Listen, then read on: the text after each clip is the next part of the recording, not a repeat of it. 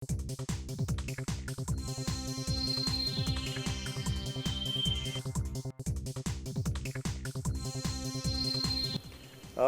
जो आप देख रहे हैं कि ड्रग्स की एक्टिविटी जो बढ़ी है वो इस सेक्टर से आगे है। मतलब ये मेनली समंदर में है।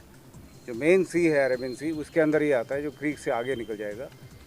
वहाँ पे अगर आप देखें तो पिछले 3 साल में 2017 के आगे करीब 5,000 किलो हेरोइन पकड़ी गई है अलग अलग एजेंसीज़ ने। उसमें कोस्ट गार्ड भी है, ATS भी है, पुलिस भी है, जो इंडियन नेवी भी है, DRI भी है, कस्टम्स है। उन सब लोगों ने मिलकर के जो काम किया उसमें उन्होंने इफ़ेक्टिवली करीब 5,000 किलो से ज़्यादा हेरोइन पकड़ी।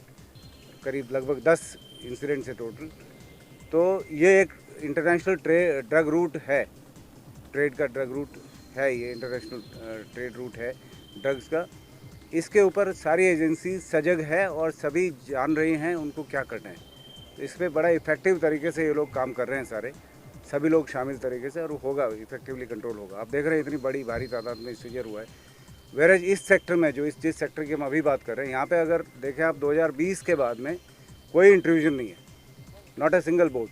ना तो बोट, एक बोट पकड़ी गई थी सर क्रीक के माउथ के ऊपर, जस्ट कोई 3-4 किलोमीटर उसमें आईवी के पास में। बाकी उसके अलावा हरामी नाला से मछुआरों का या बोट का कोई इंट्रूजन नहीं है। 2020 के बाद में हमने उसको कम्प्लीटली सील किया है। तो यहाँ इस इलाके में ड्रग्स की प्रॉब्लम नहीं है। यहाँ पे कुछ पैकेट चरस के ज़रूर पकड़े गए थे जो कि बह के आए हैं पाकिस्तान में। कराची के पास में उन्होंने शिप्स के से कोई फेंके हुए पैकेट बह के आए थे, वो चरस के पैकेट यहाँ पकड़े गए हैं।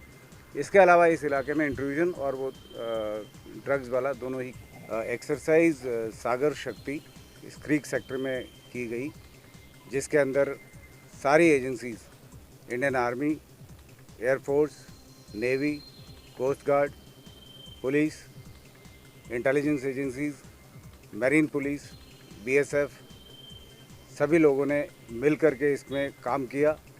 और जो इसके इंटीग्रेशन का इशू था उसको बहुत कामयाब तरीके से एड्रेस किया। सारी फोर्सेस मिल के एक साथ किस तरीके से काम करेगी, किसी भी इवेंचुअलिटी में, किसी भी हालात को फेस करने के लिए सारी एजेंसीज़ एक साथ मिल के कैसे काम करेगी, उस पर काम किया।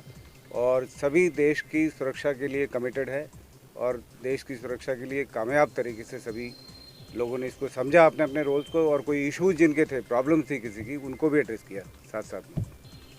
और BSF आप सभी जानते हैं कि क्रीक सेक्टर को जिसको BSF गार्ड करती है, लेकिन इसके साथ साथ BSF एक्सक्लूसिवली इसको क्रीक सेक्टर को पूरे 4,050 स्क्वायर किलोमीटर इसको गार्ड करती है। इसके अंदर जो डिप्लॉयमेंट है उसके बारे में पूरा डिस्कशन हुआ। उसके जो कॉन्सेप्ट्स को देखा गया कि अगर ये इवेंचुअलिटी जाए तो हम कैसे हैंडल करेंगे। और हमारे जो हाईएस्ट मिलिट्री कमांडर है यहाँ पे, कोर कमांडर, उन्होंने आकर के खुद देखा और हर चीज़ को समझा। उन्होंने अपने तरीके से हमें बताया कि और क्या नई चीज़ें की जा सकती है, और सब ने इसको समझा। कोऑर्डिनेशन के जो इश्यूज थे, जैसे वैसे तो यहाँ पे एक आपकी सूचना के लिए मैं बताऊँ कि यहाँ पे COR फंक्शन करता है भुज में, सेंट्रल ऑप्स रूम। तो उसके ज़रिए सारी की सारी 20 एजेंसीज़ उसमें हैं। सभी एजेंसीज़ उसमें रेगुलर बेसिस पे मिलती हैं और कोई भी इशू होता है उसको एड्रेस करते हैं। यहाँ पे हमने लार्जर लेवल पे, एक बड़े लेवल पे, Indian army, Indian air force, Indian navy, Indian coast guard, police, intelligence agencies, BSF, तमाम लोग सारे, उन्होंने आकर के इस बात को समझा क्या प्रॉब्लम्स आ सकती हैं और उन सारी प्रॉब्लम्स को एड्रेस किया।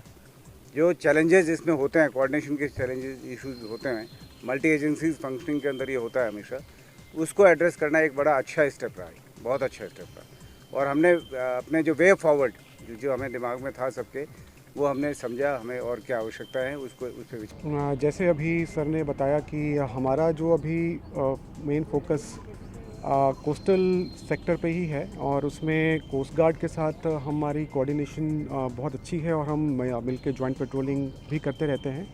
तो जो हमारे पास जहाँ जहाँ पे भी कुछ कमियां हैं बोट्स की, जैसे आपने बताया, वहाँ पे हम अपने कोस्ट गार्ड के साथ मिलके पेट्रोलिंग करके हम जॉइंट पेट्रोलिंग के थ्रू उसको अपने मेकओवर करते हैं। But over period of time जो है, हमारे जितने भी वल्नरेबल पॉइंट्स हमने आइडेंटिफाई किए हुए हैं अलॉन्ग द कोस्ट, वहाँ पे मैन पावर डिप्लॉयमेंट प्लस हमारी जो प्राइवेट बोट्स के थ्रू भी हम पेट्रोलिंग करते आए हैं और वो हम और उसको कैसे स्ट्रेंथन कर सकें उसके लिए हम कंटिन्यूसली वर्कआउट कर ही रहे हैं।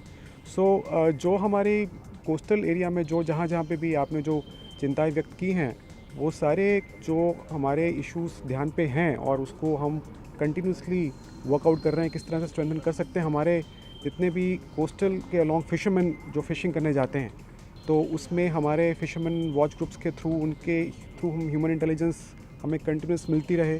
हमारी कोस्टल चेक पोस्ट हमारे जो वहाँ पर लैंडिंग पॉइंट और फिशिंग पॉइंट पे हमारी डिप्लॉयमेंट थ्रू SRD सागर रक्षक दल जो है हमारे डिप्लॉयड रहते हैं। जहाँ जहाँ पे भी हमारी अभी महकम में कमी है GRD SRD की वो भर्ती भी हम कर रहे हैं ताकि SRD भी हम और ज़्यादा रिक्रूट करके उनको भी लैंडिंग पॉइंट और फिशिंग पॉइंट्स पर डिप्लॉय कर सकें। तो इस तरह से काफ़ी ज़्यादा जो आपने जो सवाल किया है बिल्कुल वो उसके ऊपर पिछले कुछ टाइम से हम वर्कआउट कर ही रहे हैं। हम फीडबैक भी कंटिन्यूसली गवर्नमेंट को हमारे जो हायर ऑफिसर्स को दे रहे हैं ताकि हमको वहाँ पे हमारी जो कैपेबिलिटीज़ इम्प्रूव करने के लिए हमको और रिसोर्सेज मिले।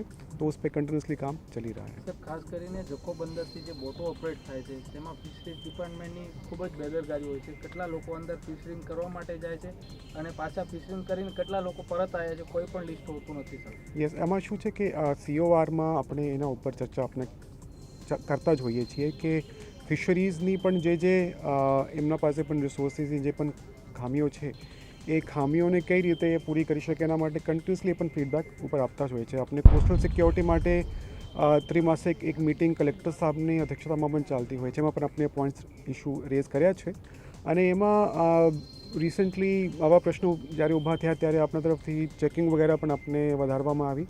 કન્ટિન્યુઅસલી આપણે મોનિટર કરી રહ્યા છે સિચ્યુએશનને અને ફીડબેક પણ આપણે ઉપર આપી રહ્યા છે કે એને ઇમ્પ્રૂવ કરવા માટે જે પગલાઓ લેવા જરૂરી છે આપણે લઈએ।